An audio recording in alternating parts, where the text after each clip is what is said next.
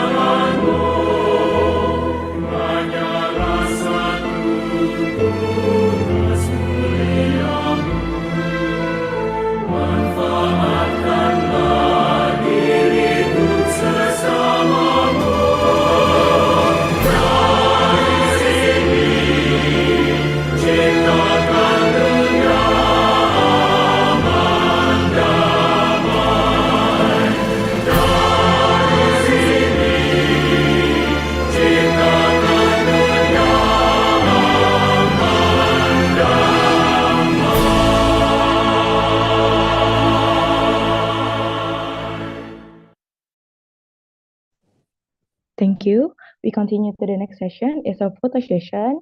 So for all participants, please turn on the camera.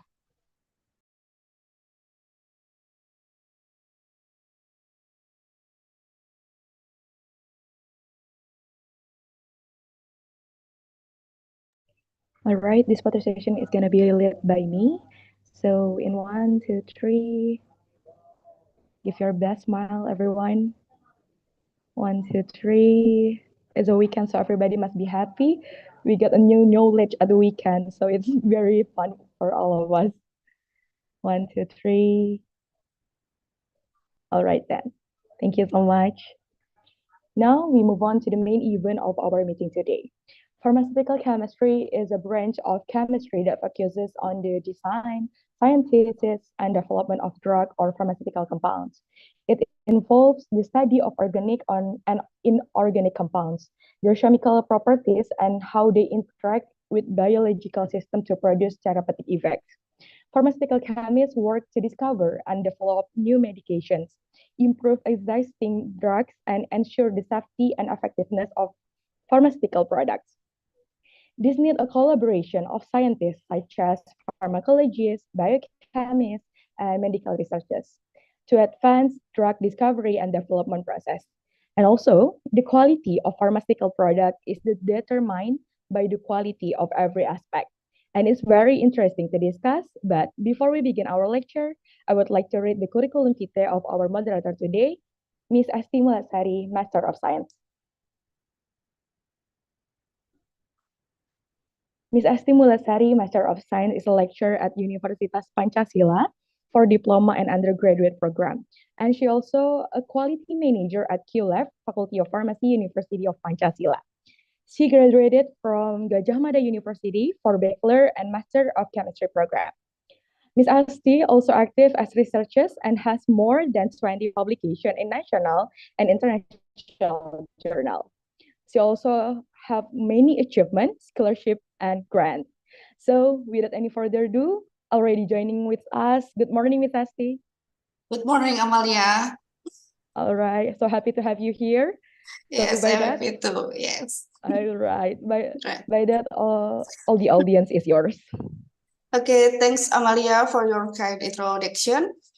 Hi, everyone, the lecturers, student, and all participants of 4th International Guest Lecture, Faculty of Farmasi Universitas Pancasila. My pleasure that I got an opportunity as moderator and I could meet Associate Professor Dr. Rompot Prutiwanasan as our extraordinary speaker today. Professor Rompot already joining this room. Hello, Prof. Rompot. Nice to meet you. สวัสดีครับ Good morning Sorry, everybody. Kap. Yes, thanks for accepting our invitation today. Oh, with my pleasure. Yeah, thank you. Well, everyone, as we know, the quality of medicine is an important thing that must be ensured to make sure the safety and efficacy of the medicine. Many factors can affect the quality of medicine, and there are several standards, analytical methods, specification, and requirement to assess the quality of medicine. And all about them will discussed by Professor Rompot Prutiwanasan in this guest lecture today. But before he begins his wonderful presentation, allow me to briefly read his curriculum vitae. Associate Professor Dr. Rompot Prutiwanasan. Mr. Rompot Prutiwanasan is an associate professor at Department of Pharmaceutical Chemistry, Faculty of Farmasi, Mahidol University, Thailand. He obtained his bachelor, master, and PhD degree from Mahidol University in the field of pharmaceutical chemistry and phytochemistry.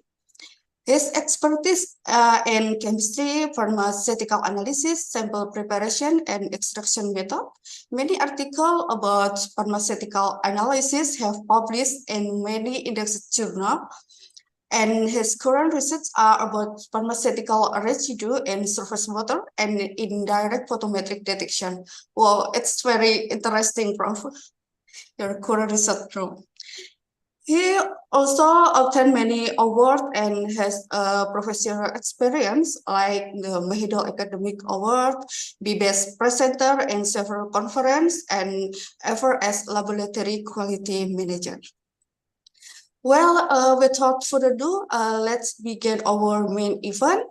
Professor Prompot will deliver his presentation about quality aspect and pharmaceutical product. Professor Prompot, your time is 45 minutes for presenting your presentation and 50 minutes up next for Q&A session. All participants can deliver your question by write in the chat box. Well, Professor Prompot's time is yours, please. Okay, thank you, Esti. Let me share the slide for a while. Yes, please.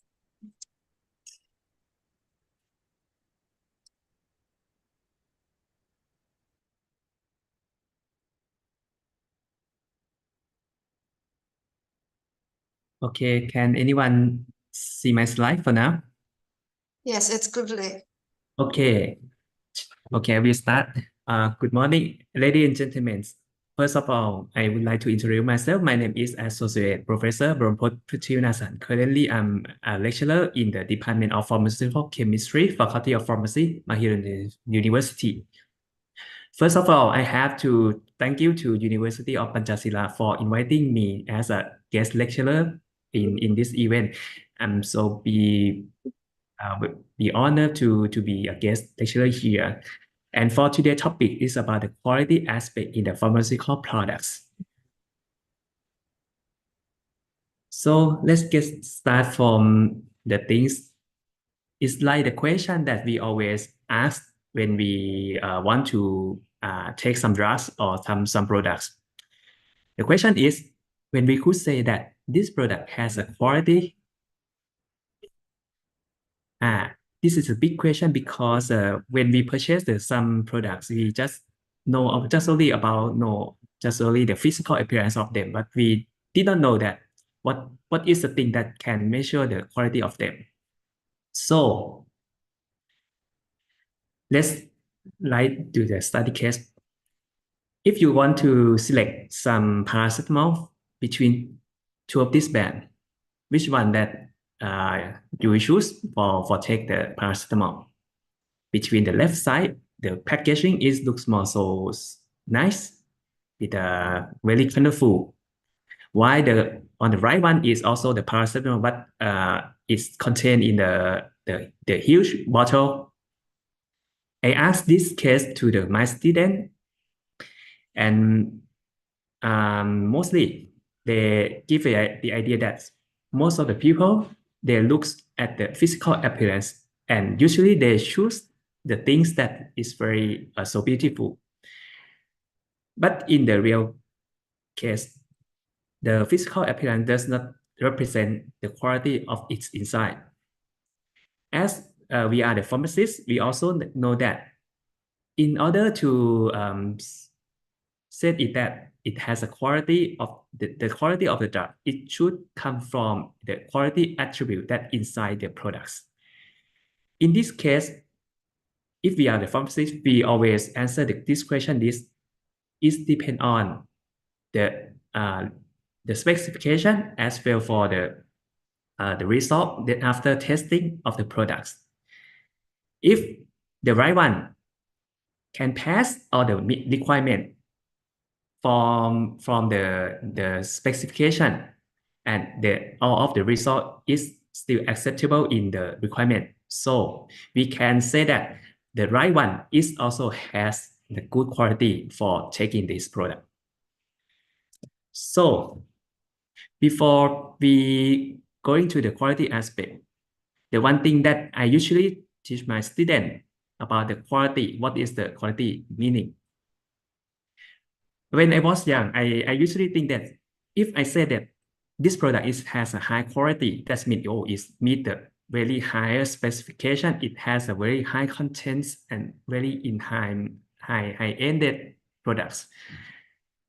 But when I grew up and I study a lot of things about the quality, the meaning of the quality, you will see that when we talk about the quality of the things or something else.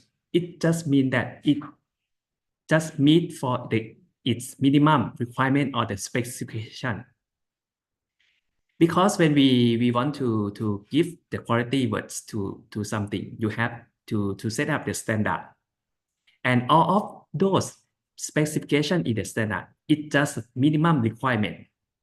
So that means if this product has an attribute reach to the minimum requirement, so it passes the quality. Not they don't have to get the high percentage or anything, just only pass the minimum requirement and still be in acceptable range. So we can give it the quality name to that product. And when we talk about the quality, if somebody want to discuss about the quality, before we discuss, we should know how is important of the quality of the product. In case of the drug product, we usually want the drugs that has a quality. And why do we have to concern about this? Because if your product has a quality, it means that the quality can ensure that this drug is safe to use to the product consumer. As well, it can ensure that this product still have efficacy for the treatment of the patients. We concern just only two things. The quality affects to the safety and the efficacy of the products. And what is the thing that's impact to the safety? For example, if your products has the impurities. As we know that many impurities got sometimes there has a high toxic level.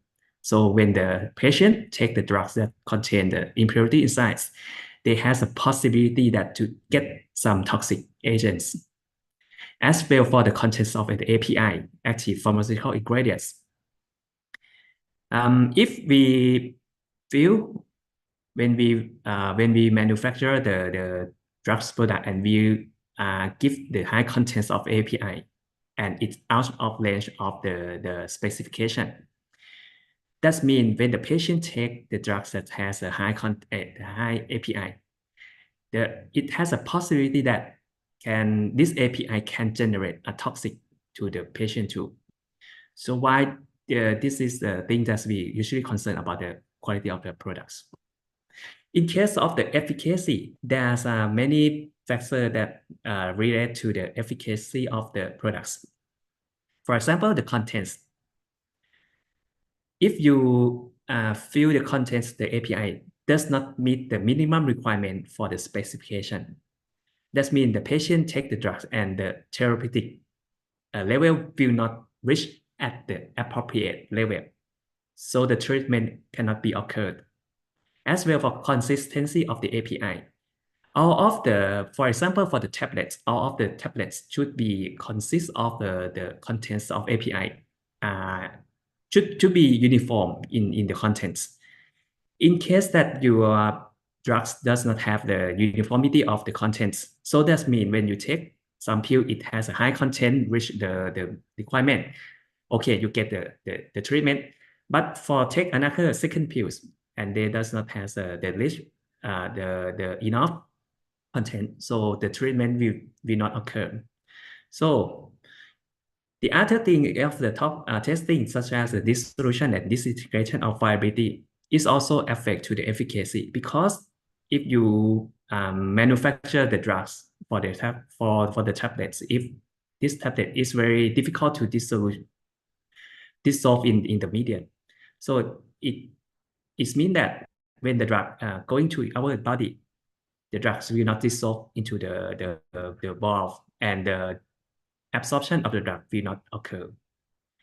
So when we talk about the quality, we have to concern about all of these things and the factors that affecting the safety and efficacy. And the last one is a keyword that I got from my teacher. The quality of the finished products come from the qualified actions or procedure in every manufacturing step, not only in the final step. That means in case that you want to make something, it has a quality inside. you have to monitor all the procedure that is you use for making it.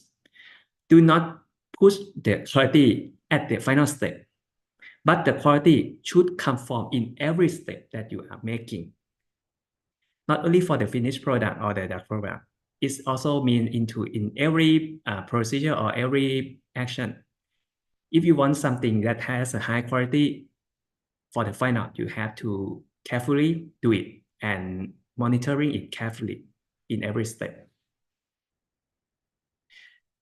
As I mentioned before, in case of the drug product, that we want the high quality of the products, we should monitor it very strictly.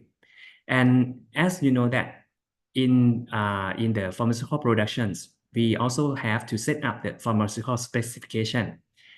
And the important document that we are usually use for set up the requirements is pharmacopoeia. I think that the student already learned about the pharmacopoeias. The pharmacopoeia is the document that is has a set of specification for each product. Also, it has a general chapter as well with the supplementary chapter to provide some general information for the testing or for the quality control. And in the real cases for the pharmaceutical productions, every step of the production will enforce with this specification. For example, if you get some raw material before you use this raw material, you have to use the test method that gets from the pharmacopoeia and testing the raw material to fulfill the specification of it. And you have to observe in every topics for testing. If they could pass for testing, you can move the raw material for productions. For example, if you have the raw material to produce the paracetamol, so you will produce the paracetamol tablet. And once we got the paracetamol tablet, you have to set up the specifications of this tablet too. And also the pharmacopoeia has also denote with the specification of the tablets. And for the tablet, after we finishing to get the tablet, before we distribute all the pharmaceutical products to the consumer, we also have to testing it for the finished product. So that means you will see that in every step of production, we insert the quality requirement to the production every step. And in the role of the pharmacist that involved in the pharmaceutical production, who will be involved in this procedure. Here is the slide that I summarized, just the brief summarize from the pharmacists that involved to the pharmaceutical productions. If you see that there are just only 4 categories of the pharmacists that involved in the productions. The first person is a quality control. The second is a production pharmacist. The next is a regulatory affair pharmacist. And the last one is a quality assurance pharmacist. But when we focusing just only the quality aspect, it could be said that there are 2 main persons involved in the quality aspect for the pharmaceutical productions. The first person is a quality control person, and the second one is a quality assurance person. What does the difference between 2 of these? Here is the definition of each role of pharmacist. The first one for the quality control is the person that perform the systemical testing for the pharmaceutical products in various processes. You will see that when we enforce the pharmacopoeia in every step of the production to test and for this to meet the specification, the QC person is the person that perform this action in the production line. Why the QA, the quality assurance person, what is they do? The QA seem to like to monitoring the action or procedure or process during the production. Their job is to establish the quality procedure of the production line and set up the requirements and maintain. The maintenance means that they have to go to the production line and monitoring for every action that occur in the production line. to ensure that all of the procedure is still be in the acceptable and in the good and in the range of specification. And you would see that the QA will participate both in the manufacturing or the production line and as well in the quality control and for the distribution too. Before we distribute all the things to outside from the industry, you have to prepare the document and let the QA person to recheck it again before they can launch the product to the market. So you know that there's the roles of the pharmacist that involved as a QC and QA. But for my opinion, I usually want to focus on the QC person because the QC person they are the person that involved with the specification more than the QA. Ini siapa sih? Okay. And in case that you want to be a QC person, how should you prepare yourself to be a QC person? Here is my suggestion. When you look to this slide, you will see that it seems to use the basic 4M principle, that is man, method, machine, and material. That could explain all is well. In case that you concern about the factor affecting the quality issue in the QC, the first thing you have to prepare the facilities in an appropriate. You have to prepare all in that meet the requirement for each standard. That means you prepare the material and the machine, or maybe your room that is suitable for working the quality issue in your organizations. And the standard that we would meet for the QC. The first one is GMP. I will not describe a lot because it's involved in the production. The GMP stands for the good manufacturing process. I think that some of the GMP guidelines, they will mention about the quality control section. But anyway, in case that you want to add on some standard guideline into your industry, some place will add the ISO 17025 to the organizations. And some they will use the GLP, the Good Laboratory Practice guideline to your organization. I will explain the difference between up two of this standard later. For the next, before you perform some quality control, you have to ensure that the method that you use is valid for using. In case that you use the method that you taken from the pharmacopoeia standards, we usually say that when you take the pharmacopoeia method and you apply to your products, that means you use a compendium method. And the works, it should be written because you just only verify the method that does it has an appropriate use for your products and your at your laboratory or not. So it's very a kind of very easy way to do. But in some cases, if your laboratory try to develop the method for testing the product by yourself, you have, before you apply to the real one and use for the routine analysis, you have to perform the validation for the method. And in this way, there are the ICH guideline as well in the pharmacopoeia. They also mention about how to validate the method for the method, for the developed method. And the last one is the factor about the manpower, the QC operator. The QC operator should have a competency for the QC work. I will explain later what is the competency. What does it mean? For the ISO 17025 and GLP guideline, both of them are quality system, the guideline for the quality system management. But it has a little bit difference. For ISO, it seems that the ISO usually used as a requirement for the testing and calibration laboratories and is suitable for the routine analysis.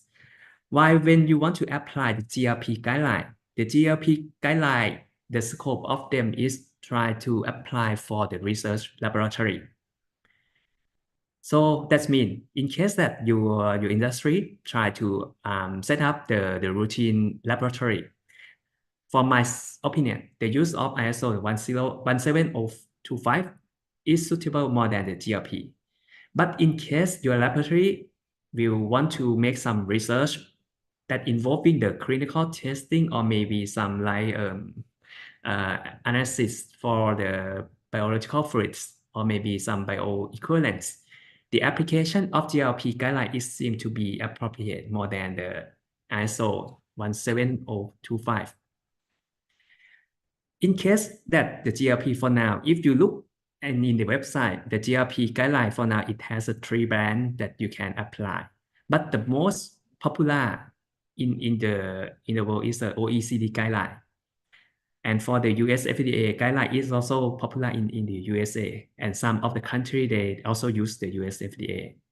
Anyway, before apply the guideline to your laboratory, try to read about the scope in each guideline, because for each guideline, they will give the scope of the guideline. Some will apply to the pharmaceutical, some will not apply to the pharmaceutical, or some will apply to the pesticide analysis, something like that. So it is our duty to read it first and select the proper one for your laboratory. And the next is about the pharmacopoeia and ICH. As you know that the pharmacopoeia is the document that denotes about the requirement and regulation and the specification of the products. And for now, it has several pharmacopoeia that you can apply to perform the quality control of the drug products. And on the left-hand side, it's just a sample. For example, it's the European pharmacopoeia, the USP, and the Japanese pharmacopoeia that you can use. As well, for now, we have also have the BP, or maybe you can use the like the international pharmacopoeia. Anyway, what does it difference from the ICH? The ICH is an organ that they have objective to harmonize all of the requirement between each pharmacopoeia. Let's see the problem that why ICH is originated. I think I have to back to the 1970s era. If you getting older from that era, you will know that, and on that era, it has a very advanced for the pharmaceutical productions, and there's many of the manufacturers try to send the drugs across boundary of each region. For example, in the USA, try to send the drugs and selling in the Europe region or maybe into Asia. But the problem for the export this product, exporting the product is for each region, they will have a regulation for the drug registration by itself. So the burden is, once you have to submit the dossier for drug registration, you have to prepare many documents regarding to the quality document, safety document, and efficacy documents. Also, for each region, they use the different pharmacopoeia. For example, in Thailand, we welcome many pharmacopoeia, but in case for the USA, they require just only USP. So that means if I use the different pharmacopoeia, I have to retest the drugs product according to the reference that that region require. So that means if you have to make some a lot of document and you have to retest a lot of experiment, it resulting in a time and cost consuming, and it can impact to the patient, because the patient who needs the drugs will get the drug delay, and sometimes it causes of the mortality of some patients. And by this reason, around the 1980s, from the idea of the foundation of the European communities, there are 3 nations composing of the USA, Japan, and EC community. They try to meeting together and try to looking for the text, the official text in each pharmacopoeia. Does it has a similar technical requirement or specification or not? If it has, so they have an idea that we should we can assume that if the technical requirement or specification is similar together, so that means you can select better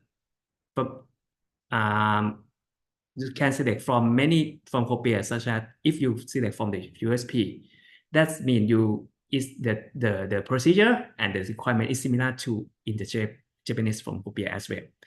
So by this idea, around 1990, they will have the foundation of the ICH or International Conference on Harmonization Organization in the world. And the objective of them is try to harmonize all of this technical requirement and specification of some item in the pharmacopoeia. And for the currently, the ICH Steering Committee are the representative from the regulatory agency and industry associated with the pharmaceutical products across the Europe, Japan, and US. This slide shows the need of harmonization. As I highlighted, the industry was becoming more international and try to export the drug to many regions in the world. But they face the problem that they have to prepare a lot of documents and they have to prepare the retest the experiment. So the last factor is about the QC operator competency. When we would to say, does this person has a competency to do something? The competency is mean that this person must have the knowledge and skill together to do something. For example, if you are the QC operator, you can do the laboratory, do the experiment well, but you don't know the knowledge, or you can explain the procedure of them. It means that you don't have a competency. In the other case that if you know the theory, I can explain many principles of them, but you cannot even perform some titration in the laboratory. It means that you don't have the competency to. So the competency should go along with knowledge and skill together. And which is the knowledge and skill that usually used in the QC operator? The first one, you have to know about the pharmacopoeia and many quality guidelines that involve the quality issue that I mentioned before. As well, the skill and knowledge that we need to perform the works is a pharmaceutical analysis. Actually, the pharmaceutical analysis is a branch of the analytical chemistry, but we focusing on the drug analytes. So that means when you study for the pharmaceutical analysis, that means you study about the analytical chemistry, but you focus study analyze the drug product. So when we graduate from the pharmaceutical analysis, that means you can analyze in many things. In case that in the future you want to analyze the other sample matrix, such as maybe the drinking water or maybe some food or feeds, you can use the basic principle that you learn from the pharmaceutical analysis that relate to the analytical chemistry, but just really change in the sample matrix. And here is a list that the thing that you have to know about it. Before you perform the works, you have to know the principle of them. You have to know the methods. You have to describe why we have to do this. As well, you have to select the proper instrument for doing the research or analysis. Here is a sample that I teach in my class. Here is the procedure for assay the penicillin cream. Most of the students, they read of this when they get the procedure and they try to, and they work in the laboratory. And can you believe that most of the 80% of students will not question about this procedure? Why we have to follow this procedure? They just do as they mentioned in the protocol. So it's very a little bit disappointing. But anyway, because they are students, and I am a teacher, I have to teach them about the concept that I would like to teach to them. So I teach them that if you look about the procedure and you analyze them, you can see that in each procedure, it will has a sample extraction method. In case of this cream, it would be have the sample extractions. As well for the bottom. In this method is the method used for derivatize the prednisolone into derivative in order to increase the sensitivity and selectivity of analysis. Because of when you look at the formula, you will see that the instrument that you use for analyze the content of prednisolone is just only the UV spectrophotometer. So it's very neat that to prepare the sample that very clean. As well, the UV detector can give a response to all the chemical substance. So you have to change the prednisolone to some specific agents that could absorb the specific wavelength. Okay, that is some example. And I would like to share an idea that for the student that think that, oh, I like the pharmaceutical analysis and I would be the QC operator in the future. Here is the thing that you will meet in the future. For example, when you know about the analytical chemistry of pharmaceutical analysis, firstly, our duty to perform a quality control of the drug products. Here is the sum of the blood.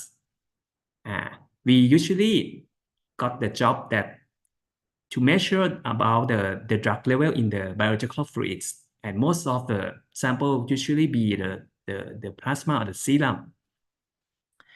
The another case that you can face in the future is to analyze the content of the iodine inside the cotton buds, because for now it has the ready-to-use cotton bud that fill the iodine inside it, and you can apply it. And the next, we usually perform the work related to the analyze the drug in the feed of the animal feed. Yeah, sometimes because when you want to give the drug to your pets, if you take you give the drug like a pill, it's very difficult for your pet to eat it. And for now, most of the companies just try to mix the drugs inside the feeds. And the last one, what is it? In this picture, describe about the things that we try to analyze the residue of the drugs in the surface water. It's not too much thing that's happened in this world. If you see that, here is a picture that I took from the National Geographic magazine when I was 10 years ago, almost 10 years ago. They have this column and they give the name of this picture is the fish farm PHARM. In this magazine or this column, they try to describe that if we catch the fish from the river, it has a possibility that when we analyze the residue of drug inside the fish meat, it has a possible that you could find many drugs in the fish meat. And we call this oxidant is a bioaccumulation of the drugs residue. Not only in the fish, you can find it in many living organisms that live in the surface water. And from the 10 years ago, it's very, this picture was stunning me a lot. So for my PhD, I tried to do research about this in Thailand. And here is a picture that I went to Australia for practice this knowledge. And when I finished about the practice, and I went to Thailand and performed the research about the drug residue in the surface water. Okay. The next thing is about the general procedure in analytical chemistry. As you think that, oh, I will face the many type of the sample. Before going work with the pharmaceutical analysis, you should know about the the procedure for the step to do the analysis. On the left-hand side is just a simple flowchart that I summarize the activity that should be occurred. For the first step, when you define that what is your sample, you have to sampling. The next step, you have to sampling your sample, and you have to perform some sample preparation to change all the sample into the suitable state. And we perform the analysis to get a good result. And as I mentioned in the previous slide, that the quality of something should be conformed in every step. So that means in every step of this activity, you should monitoring it carefully and should give the quality in each activity. And how can we do that? The right is my suggestion about how, if you want to start with analytical chemistry, but first thing you have to know your sample before. As I present in the previous slide, you know a lot of, we will see, we will analyze the drugs, the biological fluids, maybe some of the feed, or maybe the surface water, something like that. And the next one, you have to know about your analyte, which analyte that you want to determine. The sample is like the sample matrix, just a thing that we sampling it. But the analyte is a chemical substance that you want to analyze inside the sample. And if you know the analyte, which analyte that you want to perform, so to make analysis, you have to know about the physical chemical property of them too. Not all, just only the things that is usually important. And why we have to know all of these three things? Because of this information will affect to the sample preparation, analysis, and the detection method that you have to use for your samples. Okay, let's start for the physical chemical property. I usually suggest my students, when you want to perform some chemical analysis, the first thing that you have to looking for is about the solvent and solubility of the chemical substance. Because most of analysis technique, they have the sample preparation to change, and most of them change the sample into the solution. So that means you have to select a proper solvent to dissolve all the chemical substance from the sample, or maybe use for extraction. So try to find the solubility information of the chemical substance. So if you know the solubility of them, you can choose an appropriate solvent to do the work. And here is the table that I think that this information you can searching in many resources. But for the solubility of each chemical substance, I do recommend about the resource that I usually use. The first one is the Merck Index. It's like the textbook that collect all the information about the chemical substance. And you can also use the PubChem database to searching for the physical chemical property of this chemical too. And another thing is the concept about the acid dissociate constant. Why do we need to concern about the pKa? Because if we know about this, we can apply it for the sample extractions. Because if you know about the sample extraction techniques, most of them will make some extraction between the organic phase and aqueous phase. And in case that you want to enhance the solubility of your drugs into the organic phase, the organic phase, you should change the state, the ionized state, to an appropriate state for your solvent.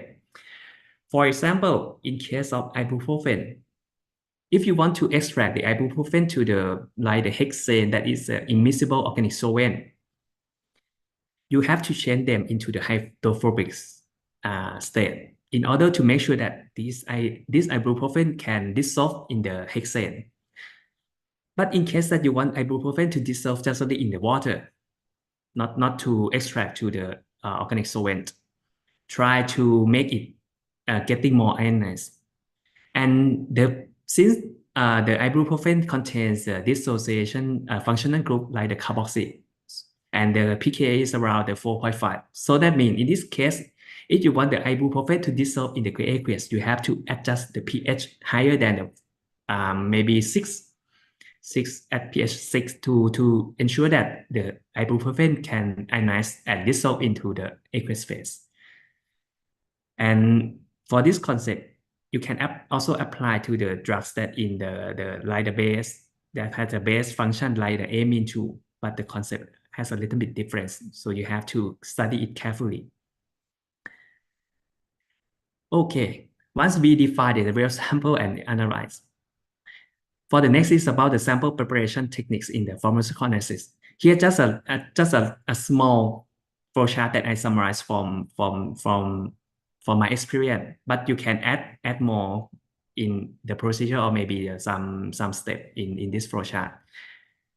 Because most of sample, once you want to apply to sample preparation, the first thing that you want to do is you have to define which state of your sample.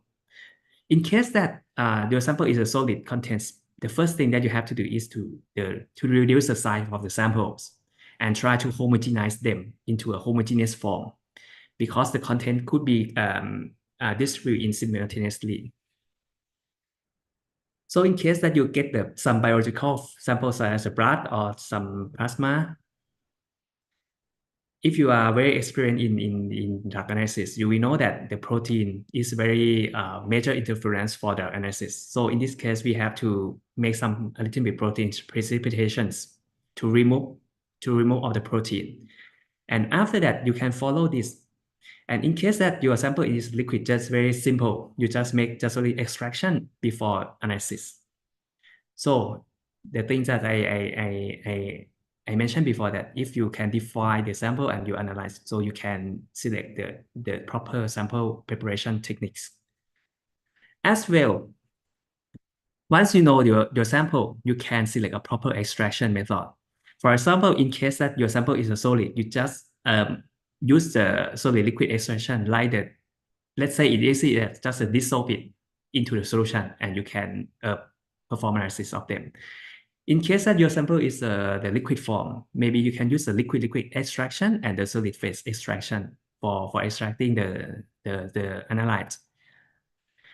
I will not go in deep detail because I think that I just overview the concept and my idea. And in case that you are interested in all of these things, you can study by yourself.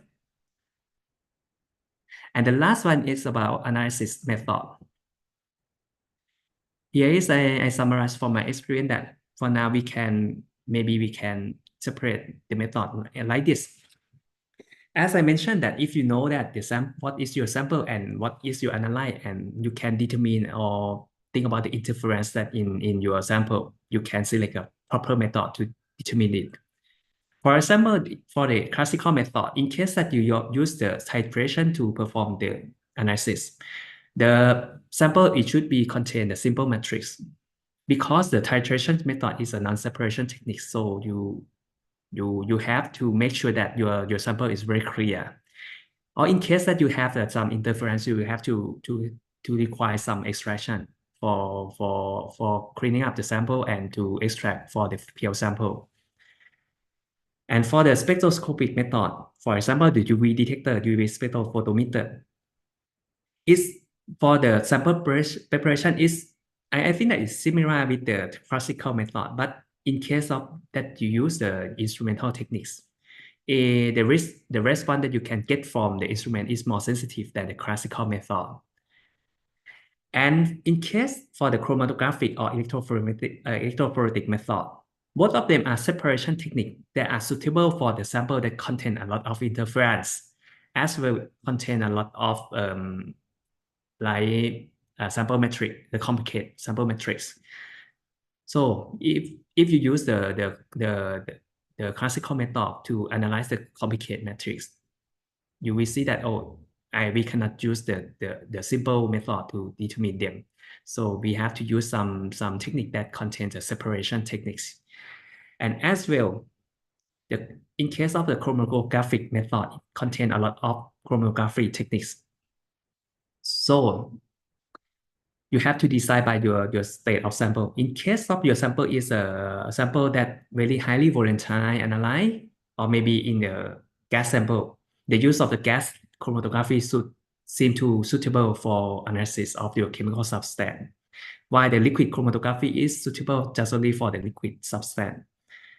And for electrophoretic method, for the capillary electrophoresis is suitable for the liquid form as well, and it seems to suitable for the some ionizable analyze too. And for the CE, it has the benefit in case of the minimum solvent consumption. But when we compare about the sensitivity, the CE seem to has a less sensitivity comparing to the chromatographic method when you use just only the UV spectrophotometer detector. So here is the information that you have to know before you starting up to work in your analysis. And I think that here is almost the last slide. As I mentioned before that I pay more important role for the QC because the QC seem to be the person that involved for the quality aspect more than the other pharmacists. But anyway, the QA also has a little bit involved for maintain the quality system. For my opinion, in case that you want to be a QA person, the thing that you should study is you should be understand the concept of the quality control. And as well, you should know about the knowledge about the production too. Because the QA needs two of this knowledge and skill to be the QA. Because the QA not only monitor the quality control process, but the QA have to monitor about the production process too. So that's why I usually recommend my student, in case that they want to be a QA person, you have to study more about the production and the quality control. But in some cases, students, they don't prefer to study about the production. There are another way for the career path. We call it regulatory affair person. It's a person that deal with the submitting the dossier for the drug registration, or maybe dealing with the regulation in for the market authorizations. As if you know that when we want to create some dossier, there's composed of the section that mention about the production information as well as the quality sections. So in case for the RA, the skill that they need to be the perfect RA, it should contain some skill that involved with the QC. Because for each document and specification that they look into the dossier, if they can understand, so they can communicate to the FDA smartly, and the process for the drug registration will go further very quick. And as well, the law of this, you have to you have to study about to deal with the regulation in the country. You have to study about the law that involved for your drug registration too. Okay, I think that's all from my lecture today. And before I going in with my session, during this June, during the 12th to 14 June, we have the big conference that organized by our faculty. We call that the Asian Farmnet 2024 and the US Thai Consortium Conference. And in this conference will be organized in the Eastern Grand Hotel Payathai, that is in the central Bangkok. And in this conference, we try to make some like the academic conference. And I would like to invite all of you, in case that you have some research work and you want to join the academic conference, you can participate this event as well. Okay, that's all for my lecture, and thank you for your attention. Okay, thank you, Prof. Prompot, for your very interesting presentation and very comprehensive presentation. Now we will moving forward to Q&A session. There are many interesting questions from participant, and that you will choose and read by yourself, or I should do it for you, Prof. Prompot? May I read from the chat? Yeah. Yes, please.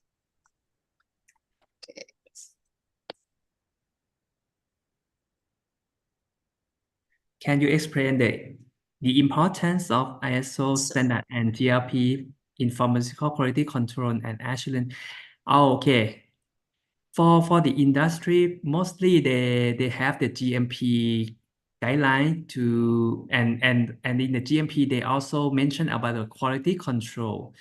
But for the ISO and GLP must focus in for the process that like the GMP is an overview of the industry that they should have the production right here, they should have the quality control right here. But in case of ISO and GLP, it's mentioned about the requirement like it has a deep detail for action or to perform the activity inside your laboratories. And in Thailand, most of the pharmaceutical manufacturer, they do it both in GMP and as well in the ISO. And for the GLP, as I mentioned before, the GLP is recommended for the laboratory that used in the research laboratory because it has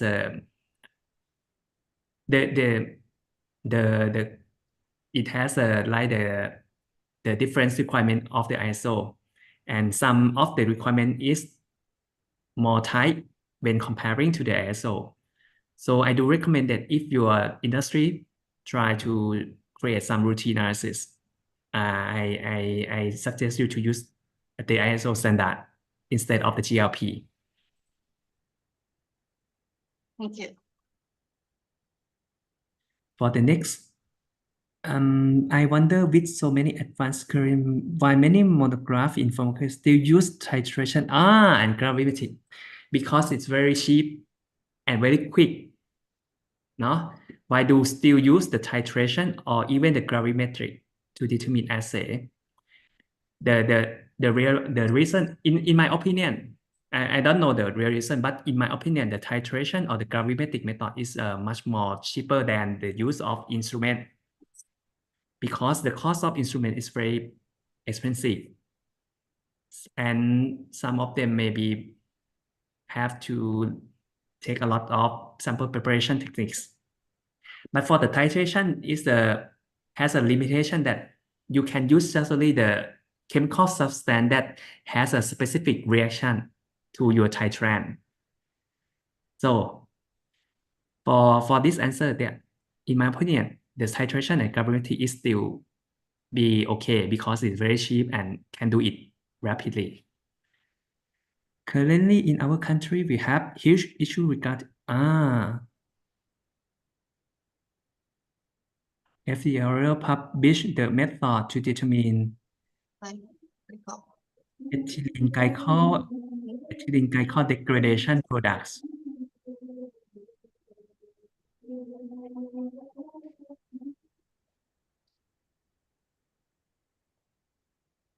Okay.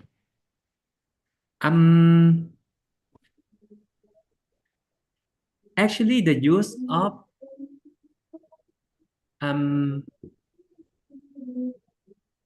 you have to check about the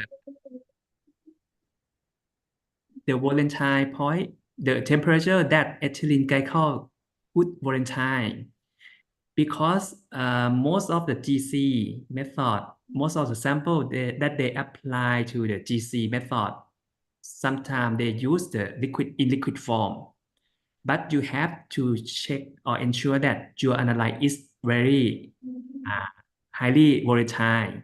I'm not sure about the volatile, the temperature that ethylene glycol would volatile. But anyway, if I guess if the degradation has a small molecule, mostly the volatile, the temperature to volatile of them should has a little bit, not too high temperature. So I think that you have to try it before.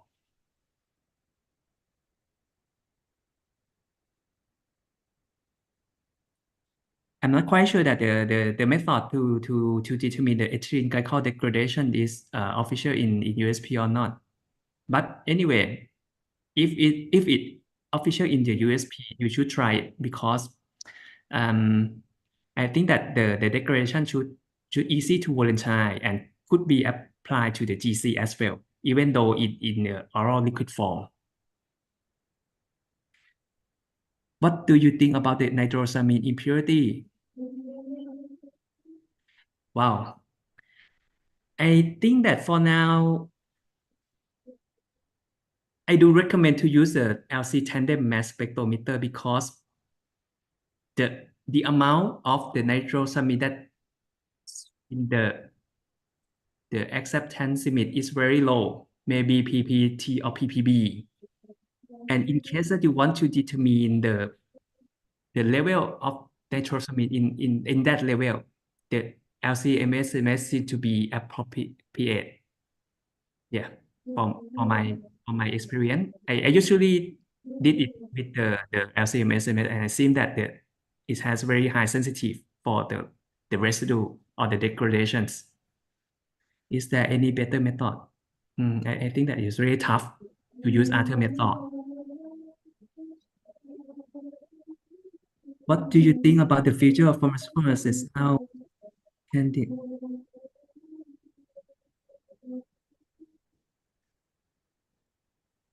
How can reduce human error? I have to say it truly, the quality by design. I'm not keen in the quality by design, but in the future of pharmaceutical analysis, they try to create some automate instrument. And I'm sure most of the company try to create the innovative technologies and try to change them into an automate.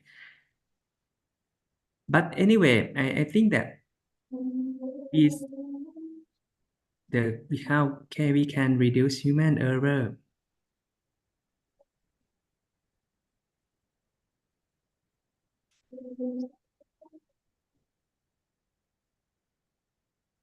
The human error, it can be used the technology to reduce the human error. But anyway, once the the technology can report the error, it's our duty to review it again and make a decision for the report that automate instrument. That is my opinion for this question.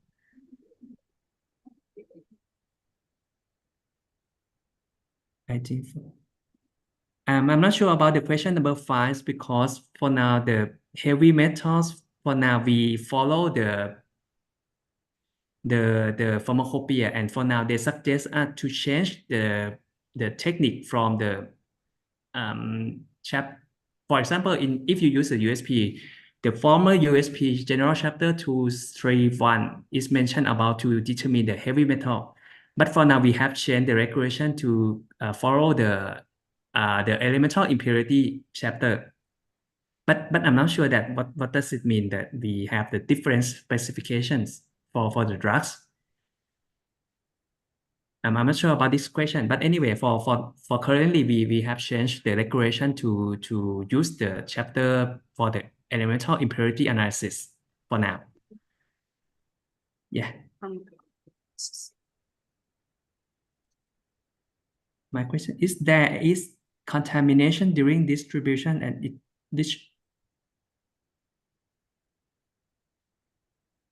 about the contaminations during distributions. You have to classify that what is the source of contamination? Is come from degradation products or is come from the distribution? But anyway, if it has some of the contaminations, you have to know that in Thailand we have the surveillance program that operate by the FDA. So the FDA will sampling the products from the market and retest to find the contamination. And if the FDA found that it has some contamination for the product that launched into the market, they will have the recall procedure from the market. As we just recall the herbicide from the market due to we found the acido impurity, AZBT impurity. I'm not sure that does it happen in your country or not, but in Thailand we just found the AZBT impurity in the product, and we have the recall.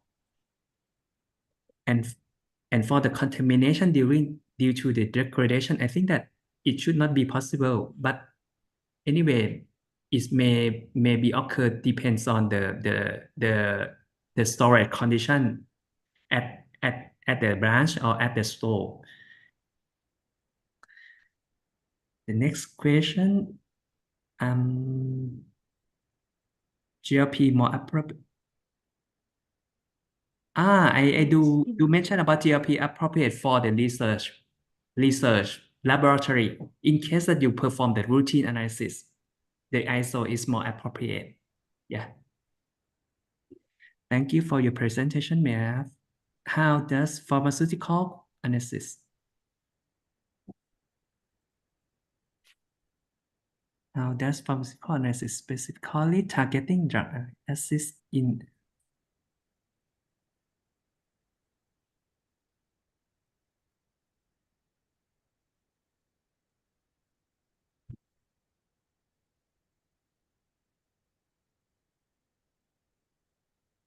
I'm not sure about this question. Maybe that means how to identify the impurities from the pharmaceutical using pharmaceutical analysis method. Yes. For the drugs that we know a lot, I think that there's a lot of information that supply for the degradation for the impurities inside the formulations. But you have to know the words of the impurity. It does not mean just only the degradation products, but it also means like the related substance that come from the raw material, as well for the residue solvent, as well for some inorganic substance that may be present during the production.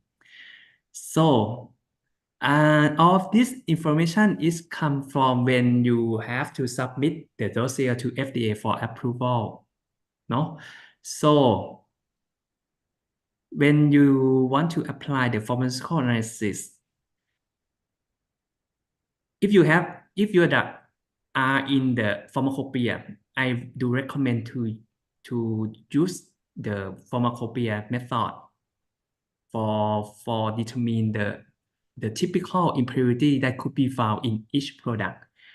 But for the specific impurity, in some case that impurity does not take too much effect to the consumer, maybe we can report as a total impurity, because for each monograph they will limit the general acceptance, limit the total impurity that could be found. The total impurity, that means the specific impurity include with the unspecified impurity too. That might come from excipient or maybe some substance that you use during the productions. Maybe you can use that way. Thank you. Because our limited time, maybe Professor Prompos can choose one again for the question, and to all participants that the question we can answer no, maybe we can discuss in other time. Yeah. Okay. Yeah. There's a lot of question, no? Okay, thank you. Okay, that's all.